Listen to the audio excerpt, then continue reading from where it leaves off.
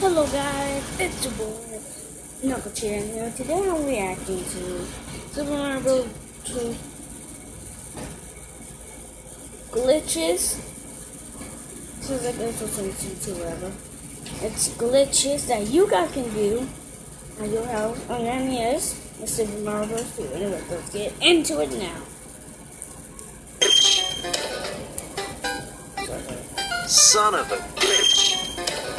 I need to sound like it's like Super Mario Brothers 2, glitch. or should that be Doki Doki Panic? Now, I've given a lot of love to the original Mario Brothers classics, but this one I always kind of skipped over. It's not the most broken Mario game ever, but it does have some interesting glitches. So, let's kick things off with the first glitch, which is one of the most simple in the game. While running along the ground, if you jump just before you touch an enemy, there's another opportunity to jump whilst in the air. So essentially, this is a double jump, and it's quite useful in certain places. This glitch is easiest done with Luigi for some reason, but you can do it with other characters. However, most of the time I just ended up getting hurt anytime I tried it with Mario, Peach, or Toad. Well, I guess I still got the double jump, so yay me? Mario and his friends aren't the only things that like to jump around in this game, oh no. Grab a power block and then head for the waterfalls with the falling logs. Now throw the power block and then stand on one of the falling logs while the screen is still shaking. For some reason now the log will start rising into the air and despawn once it leaves the screen. I've got no idea why this happens, but it's hilarious to watch. But there's something similar to this that you can do with enemies that's even funnier. It's pretty tricky, but it's worth it. If you can manage to throw an enemy into another enemy that's already upside down having been thrown already, well, that's confusing. When the two enemies collide, this will happen. It's like they peacefully ascend to some kind of Shy Guy heaven. Like I said, it's pretty tricky to pull off, but definitely worth it. Have you ever seen this Pokey wandering around in World 2-2? And did you know he is magic? Or at least he can bend the laws of physics. I don't know how he does it, but just watch. The Pokey enemies will follow the player wherever they go, so if you start backtracking towards the beginning of the stage, you're gonna see some pretty crazy stuff. Like the fact that Pokey can cross any gap, no matter if it's 2 feet in the air or 5 feet in the air, this guy will float over anything. Well, you're not gonna have much luck trying to catch me up there, Pokey. I'm over here, and now I'm over here. There's a Pokey in the wall, there's a Pokey in the wall.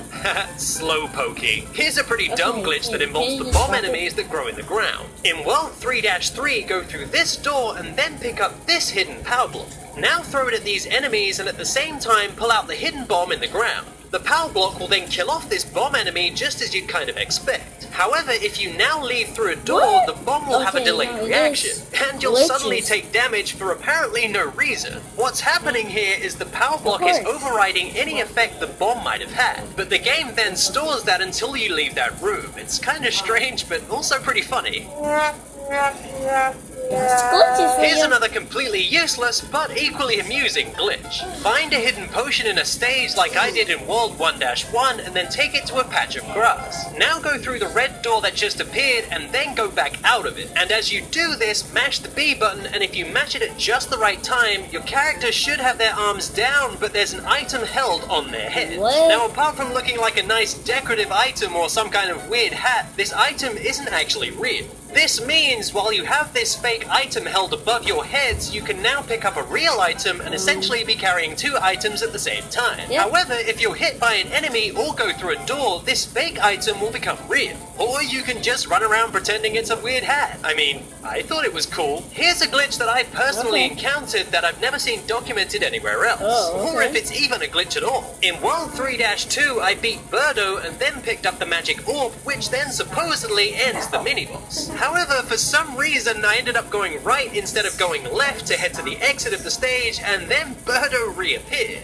Now, I'm pretty sure this is a glitch, as it never happens anywhere else in the game that I'm aware of, and you can basically understand my confusion when it happened. Well, I'm just gonna leave now. I'm taking my mushroom with me. The ladders in this game are pretty weird. There's some very odd things you can do with them. Take this ladder in World 3-3, for instance. If you get on the edge of this ledge and press down for a brief second and then jump, at the peak of your jump, try and grab the ladder. I'd recommend trying this with Peach, as it's easier because of how she hovers. If you do this in just the right way, Peach's body will be pushed through the ceiling and you'll actually end up on the next screen of the game. And if you keep holding up, Peach will show us her moves. Sassy! But we can take these crazy ladder shenanigans a step further. For every 4 large vegetables you dig up out of the ground, you'll receive a stopwatch. This item briefly freezes time and means you can pick up enemies and they'll fall through the ground as if they're already dead.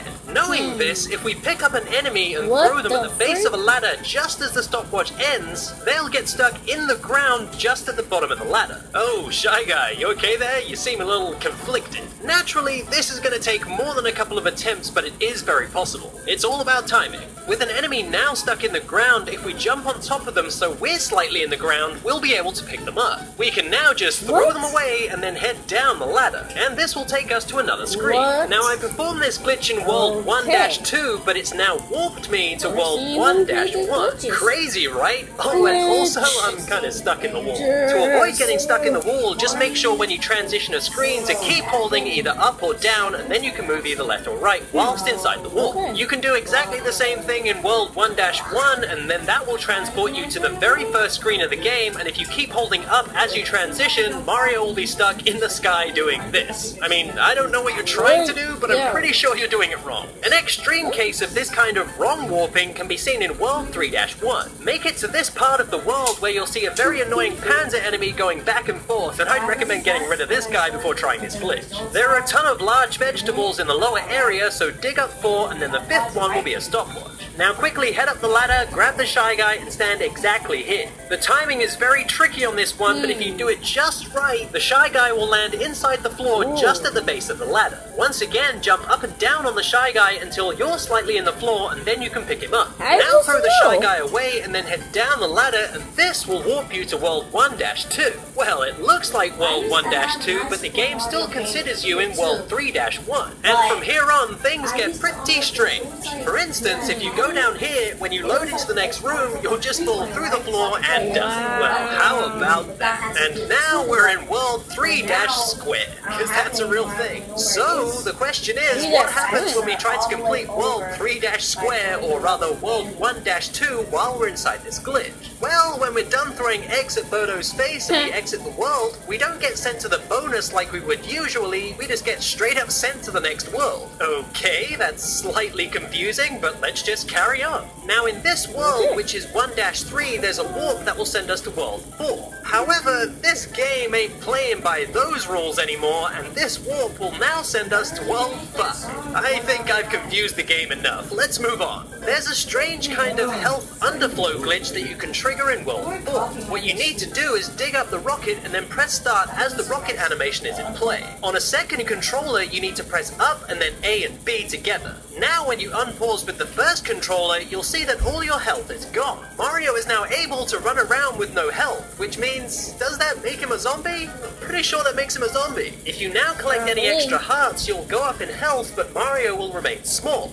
And if you don't collect any hearts at all, you'll die on the next hit. Ultimately, it's a pretty useless glitch, but fun to mess around with nonetheless. Using that second controller up and A and B thing, we can do something else which is pretty useless, but ultimately, nah, it's pretty useless. Go inside any red door in the game and then press start to pause the game. Again, on the second controller, press up and then A and B together and then unpause using the first controller. This will get rid of all your health and then you'll die. But this also means that every time you respawn into the stage, you'll die again, and again, and again, until you game over. I told you it was pointless. It's fun to watch Mario die again and again and again, maybe. And that about wraps it up for glitches in Super Mario Bros. 2. A lot of these are super simple to set. So that's an 11. Want to try that? Want to help me? Wait. So I hope you guys enjoyed this video. Subscribe. I'll see you guys on the next reaction. Bye.